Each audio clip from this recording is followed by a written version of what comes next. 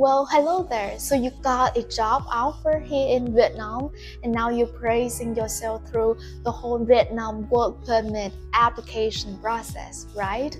So within this clip, we're gonna give you some insider tips to hopefully make this whole process such a breeze for you. At Thao Co, we're all about translation, and one of our offer services is notorious and liberalized translation. And you know what? It's super handy when it comes to work permit too.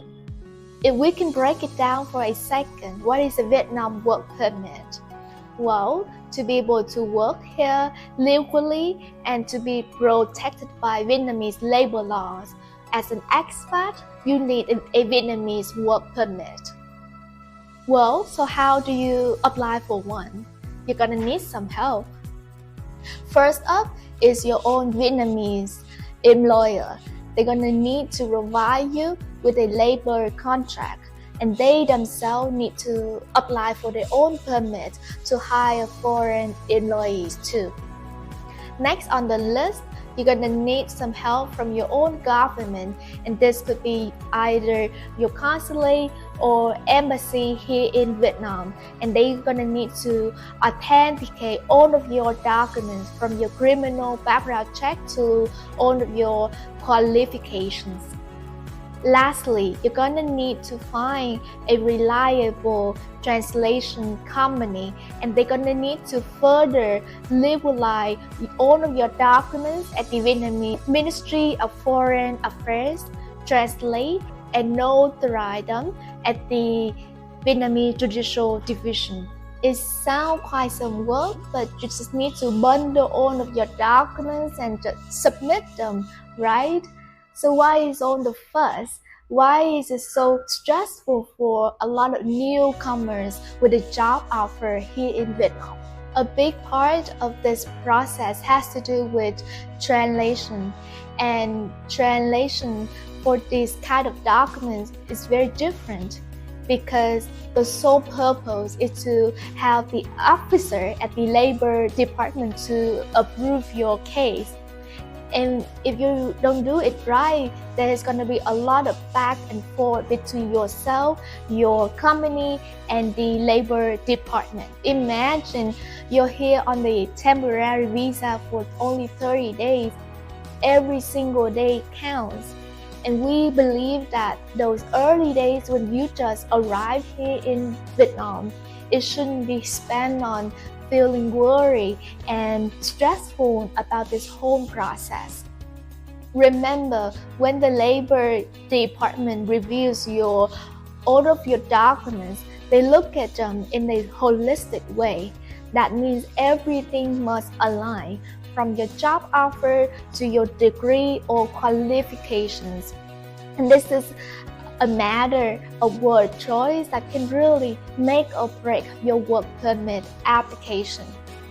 To exemplify this point, we have two client cases that we can share with you. The first one is an IELTS teacher from the Philippines.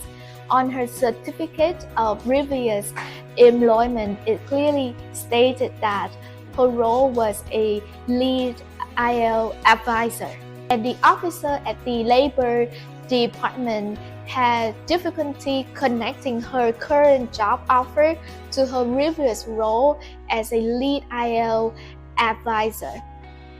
Had the translation simply been IELTS teacher, there would have been no question asked on her case.